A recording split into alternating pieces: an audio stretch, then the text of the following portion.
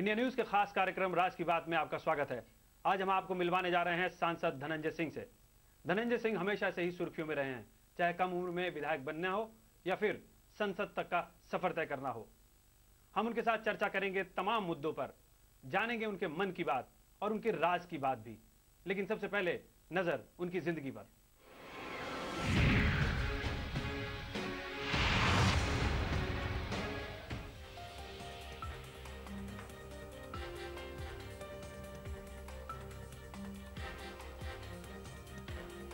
Bahujan Samaj party के जौनपुर से सांसद धनंजय सिंह का जन्म 16 जुलाई 1975 में पश्चिम बंगाल के कोलकाता में हुआ। छात्र जीवन से राजनीति की शुरुआत करने वाले धनंजय सिंह का अब तक का सियासी सफर काफी उतार चढ़ाव वाला रहा है। 2002 में वो पहली बार यूपी विधानसभा के लिए चुने गए। उसके बाद जनता ने उन्हें 2007 में दोबारा विधानसभा पहुंचाया। विधायक रहते हुए साल 2009 के चुनाव में वो बहुजन समाज पार्टी के टिकट पर जौनपुर संसदीय क्षेत्र से चुनाव लड़े और जीतकर सांसद बन गए। इस दौरान वो कभी रामविलास पासवान की लोक जनशक्ति पार्टी के साथ रहे, तो कभी जनता दल यूनाइटेड में रहकर सियासत की और फिर सूबे की ताकतवर पार्टी बीएसपी का दामन थामा और फिर रारी विधानसभा सीट से विधायक रहते ही जौनपुर के सांसद बने। सांसद बनने के बाद उन्होंने रारी विधानसभा सीट से अपने पिता राजदेव सिंह को बीएसपी के टिकट पर विधायक बनवाया। धनंजय पर कई बार आरोप लगे और कई बार वो मुश्किलों में घिरते नजर आए, लेकिन छात्र जीवन से ही तेज तर्रार तेवरों वाले धनंजय सिंह मुश्किलों से उबरते रहे। एक जमाना था कि धनंजय सिंह के बीएसपी से रिश्ते काफी तल्ख थे। बीएसपी सरकार के दौरान उन्हें गिरफ्तार किया गया, लेकिन बाद में वो बहुजन समाज पार्टी के खेमे में शामिल हो गए। तेज तर्रार छवि वाले नेता धनंजय को कुछ महीने पहले ही मायावती ने बीएसपी से निलंबित कर दिया, लेकिन बाद में बीएसपी ने यह फैसला वापस ले लिया। पिछले विधानसभा चुनाव में मायावती ने उनके पिता को टिकट नहीं दिया, जिसके बाद उन्होंने अपनी पत्नी को मल्नी विधानसभा सीट से बतौर निर्दलीय उम्मीदवार मैदान में उतारा, लेकिन वो चुनाव हार गईं। बीएसपी सांसद धनंजय सिंह का शुमार बाहुबली नेताओं में किया जाता है। धनंजय ने अपना सियासी सफर लखनऊ विश्वविद्यालय के छात्र नेता के तौर पर शुरू किया। छात्र जीवन में ही उनके खिलाफ कई मुकदमे दर्ज हुए। लखनऊ विश्वविद्यालय में भी बतौर छात्र धनंजय का नाम काफी विवादित रहा। एक जमाना था कि धनंजय पर तकरीबन 2 दर्जन मुकदमे थे, जिनमें से कई अब खत्म हो चुके हैं। राजनीति शास्त्र में मास्टर डिग्री हासिल करने वाले धनंजय को अब पूर्वांचल के बड़े ठाकुर नेता के तौर पर जाना जाता है।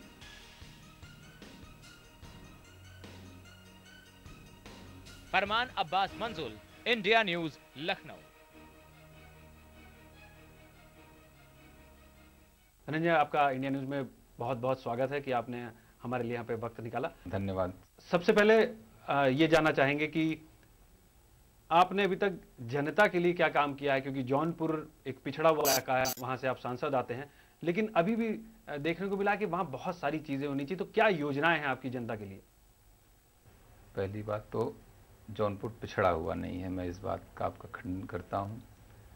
बहुत पहले से ही जौनपुर प्रदेश का सब शिक्षा के मामले में सबसे अग्रणी जिला रहा है और आज भी अगर आप प्रदेश में रिकॉर्ड उठाकर देखेंगे तो सबसे अधिक डिग्री कॉलेज वहाँ पर एडेड है, यूनिवर्सिटी है, पर कैपिटा इनकम भी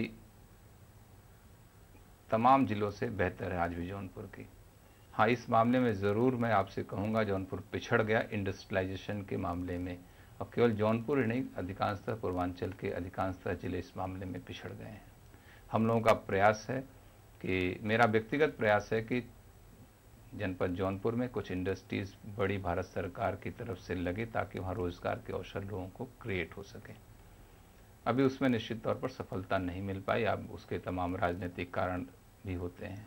जैसे हम लोगों ने बीच में बहुत प्रयास किया कि एक पावर प्लांट भी जौनपुर में लग जाए, लेकिन उसके लिए ज़मीन उपलब्ध नहीं। जौनपुर में डेंसिटी ऑफ पॉपुलेशन बहुत, घनत्व बहुत ज़्यादा है, जिसकी वजह से वहाँ पे ज़मीन की उपलब्धता बहुत कम है और इंडस्ट्रियलाइजेशन के लिए ज़मीन भी ठीक से उपलब्ध नहीं हो पा रही बड़ी इंडस्ट्रीज। आपको मानना है कि रोजगार के जो साधन हैं वो नहीं है? चूंकि आप एक चीज़ अगर गौर से देखें तो जौनपुर के अंदर मुंबई की बहुत सारी गाड़ियां आपको मिलेंगी, इसका मतलब कि मुंबई बहुत ज्यादा पलायन करते हैं जौनपुर से लोग। निश्चित तौर पर पलायन आप नहीं कह सकते, लोग माइग्रेट करके पीढ़ियों दर पीढ़ियों का सिलसिला चला रहा है। हमारे ख्याल से 60 के दशक से लोग जौनपुर से लोग माइग्रेट करके मुंबई कलकत्ता गए, और आज उनकी जैसे एक पीढ़ी बीत गई, दूसरी पीढ़ी में शिक्षा ग्रहण की, तीसरी पीढ़ी भी, पीढ़ियों दर पीढ़ियों का रिश्ता होता जा रहा है।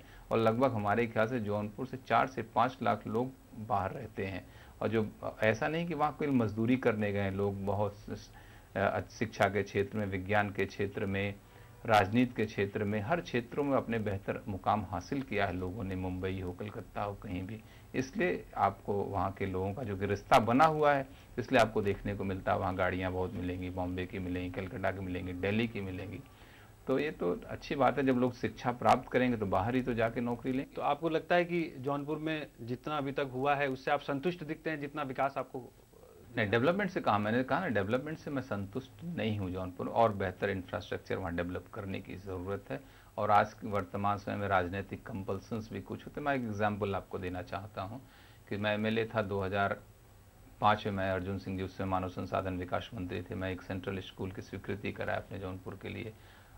उसके लिए उस समय 12 एकड़ ज़मीन की आवश्यकता हुआ करती थी सेंट्रल स्कूल स्थापित करने के लिए डिस्ट्रिक्ट हेडक्वार्टर में। आज तक हमारे यहाँ डिस्ट्रिक्ट एडमिनिस्ट्रेशन और प्रदेश सरकार ज़मीन उपलब्ध नहीं करे, जिसकी वजह से आज तक स्कूल वहाँ नहीं बन पाया।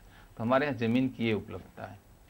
आपको नहीं लगता कि सरकार में आप थे, यानी कि बसपा की सरकार थी, लेकिन उसके बावजूद हम लोगों की जौनपुर में लोगों से बात हुई, उसके बावजूद वो लोग इंफ्रास्ट्रक्चर की तब भी बात करते रहे, बिजली कटौती की तब भी बात करते रहे, और सड़क हम लोगों ने खुद देखी है, वहाँ के सड़कें जो हैं वो दुरुस्त नहीं है। तो क्या वजह मानते हैं इसकी?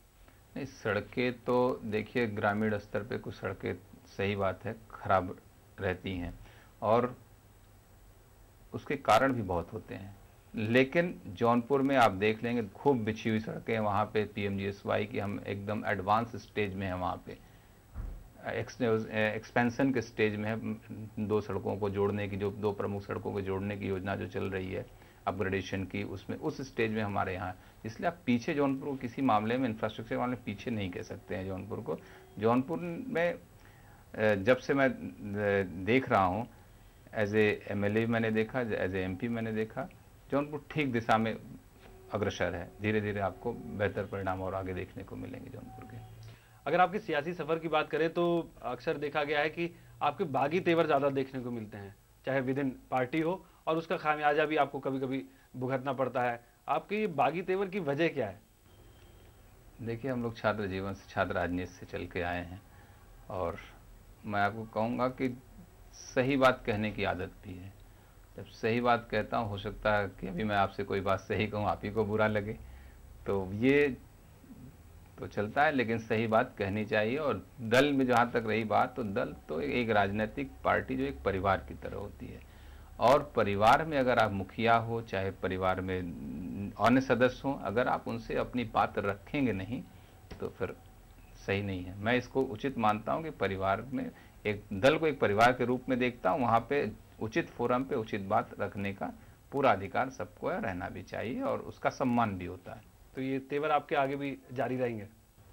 तेवर नहीं, ये तो एक प्रक्रिया है राजनीतिक, इसको तेवर आप कहाँ कह सकते हैं, स्वाभाविक प्रक्रिया। दिक्कत है कि आज वर्तमान समय राजनीतिक परिवेश थोड़ा बदल रहे हैं, इसलिए आप इसको तेवर में कहते हैं। एक हमें जो भी मैं करता हूँ सामान्य प्रक्रिया में करता हूँ। लेकिन बाकी सांसदों में इतनी सामान्य प्रक्रिया नहीं देखने को मिलती है जितनी आप जित सामान्य बता रहे हैं, उसको हम लोग की भाषा में या आम भाषा में तेवर ही कहा जाएगा। नहीं, यह लोकतांत्रिक प्रक्रिया है। लोकतांत्रिक प्रक्रिया का पालन करना भी चाहिए अगर आप एक लोकतांत्रिक मुल्क में हैं तो। हम इस चर्चा को आगे भी जारी रखेंगे। अभी वक्त हो चला है छोटे से ब्रेक का। ब्रेक के बाद हम फौरन हाजिर होते हैं।